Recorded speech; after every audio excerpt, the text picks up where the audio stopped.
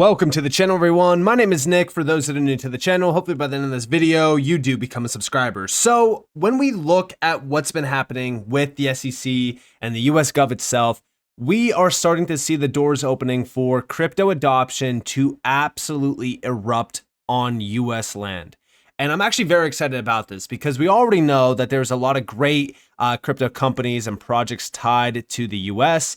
But I'm more so looking at what this is going to do for the global initiative for crypto, because you got to remember that, if the US is going to start to do it, it's going to set, it's going to set up for a big push globally on crypto adoption, crypto expansion, and overall acceptance. And I think that this is where we start to see a huge growth point for crypto. Where we start to see the market cap of crypto not just increasing by 1 trillion or 2 trillion, but actually doubling. And I think that this is where we start to kind of talk about the $10 trillion mark for crypto as well. When we look at stablecoins, they're projected to be $2.8 trillion by 2027. If that is the case, I mean, just think about what this entire space will look like at that point in time if stablecoins are almost $3 trillion alone. Then you think about tokenization, you think about DeFi, institutional DeFi, ETF discussions. I mean, the space is set for major eruption. But I bring this up because of the recent post that we saw from Eleanor, which was new. The SEC Gov Crypto Task Force has announced 4 more industry roundtables to discuss digital asset regulation. Here's the schedule. April 11th, between a block and a hard place, tailoring a regulation for crypto trading.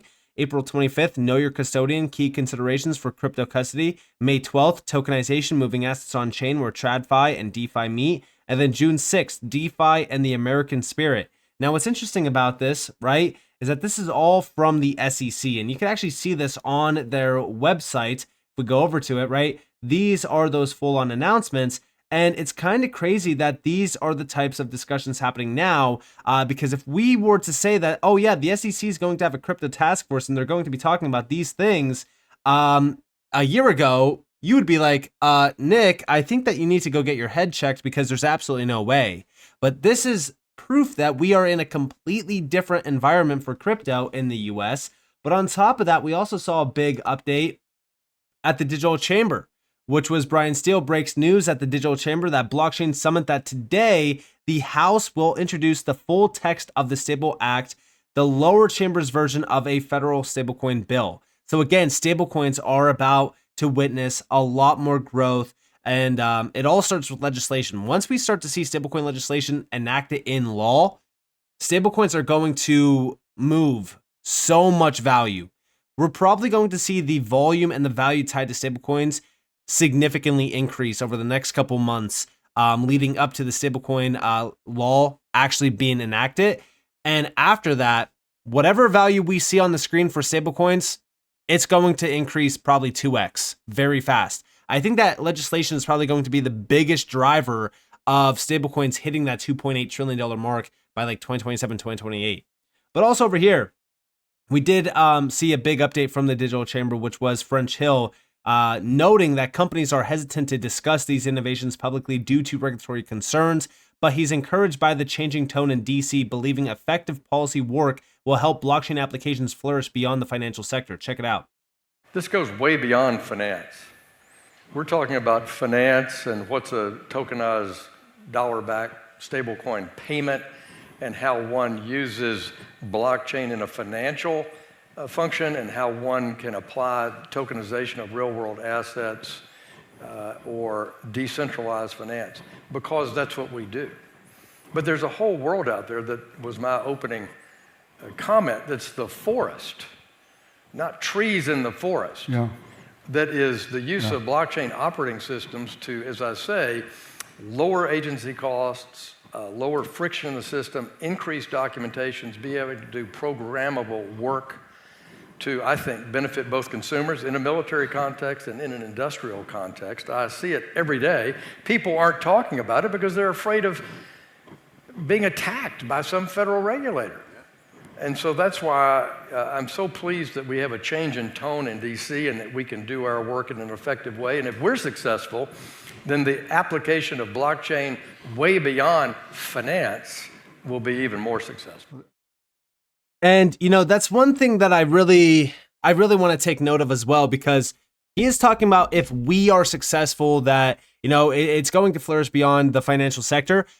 I also think that that kind of hits home for the global expansion of crypto as well, because if the US is going to be successful, like I said in the beginning of this, you know, video, they're going to set that example that if the US is on board, we have to get on board as well. I think that that's why we're starting to see that big push on, you know, becoming a crypto hub. That was like a huge discussion back in 2022 and 2023.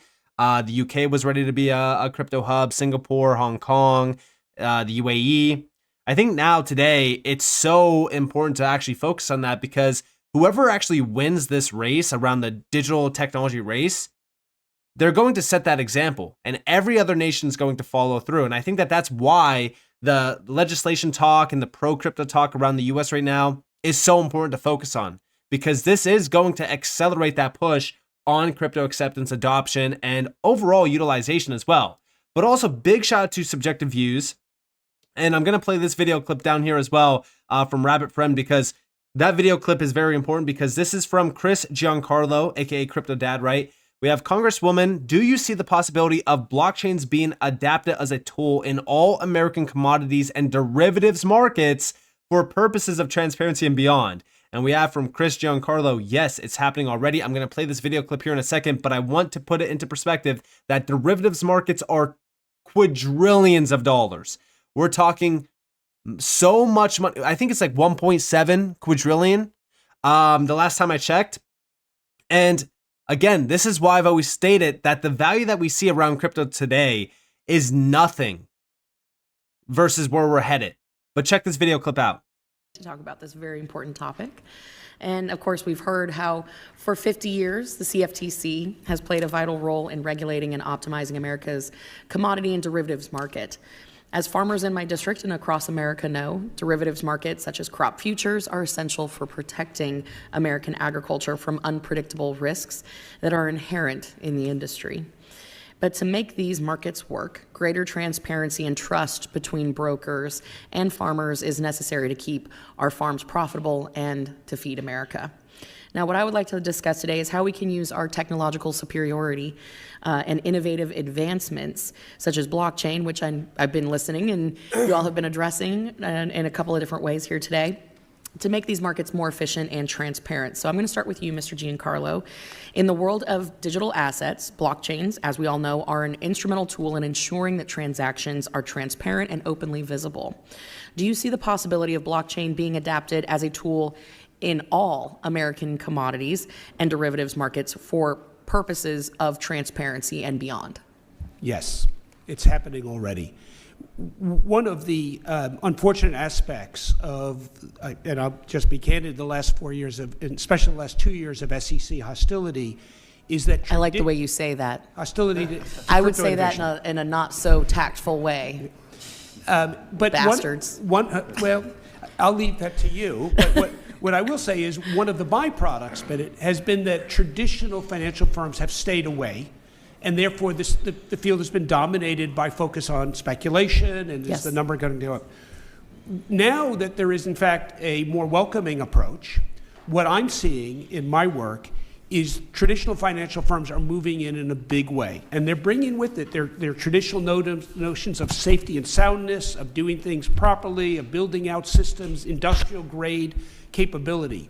They're moving into, they recognize this as a new technology, and they are going to adopt it for some of their most core systems, from settlement to clearing to payments. This is going to become ubiquitous, and now the grown-ups are coming into the space in a very big way. And that's going to be good for the United States. It's going to be good. We need to modernize our system. We go around the world, you find out a lot of our traditional payment systems and otherwise are antiquated. Yes. We have fallen behind. We need to jumpstart this. Fortunately, we've got a new technology that allows us to do it. So I'm very excited about what this means. And it's going to work its way to very end users. When people can actually make transactions with a swipe of their phone without all the intermediation, without going to the bank to say, oh my goodness, it's 5 o'clock, I missed the window, I can't get my money out of the bank. Being able to do transactions directly, especially for people in rural communities, that don't have access to branch banking, this is going to be revolutionary. Well, and to your point about antiquated systems, I mean, that's largely one of the reasons why our derivatives market is overseas now, the majority of it. So that's one of the challenges. And unfortunately, there's this preconceived notion that in agriculture particularly, that they're not innovators. Our producers are actually the original innovators. So I think that there's a window here for us to really adopt, particularly leveraging the capabilities of CFTC. So one of the big concerns with the system and the use of blockchain with tangible goods versus intangible goods like cryptocurrencies, how can we get over this hurdle? Because there's a lot of talk of how do you adopt it into a tangible good, right? How do we avoid instances of fraud? It's happening very rapidly. I think we're going to look back this time next year, and we're going to see 2025 as the year where traditional finance moved into digital assets and blockchain in a very big way. There's a lot happening that you're going to be hearing about in the months to come that's going to be really revolutionary. We're now, the game is afoot. It's happening now. Okay, I'm going to follow up with you offline because Now, of course, a lot of you will say in the comments, oh, another It's Happening Now video. But I want you guys to understand that these things are happening now. I don't care about the price action. You could go and look at the price action all day long. The charts are not going to change, right? We're still tied back to Bitcoin. We're not seeing utilization of this tech yet.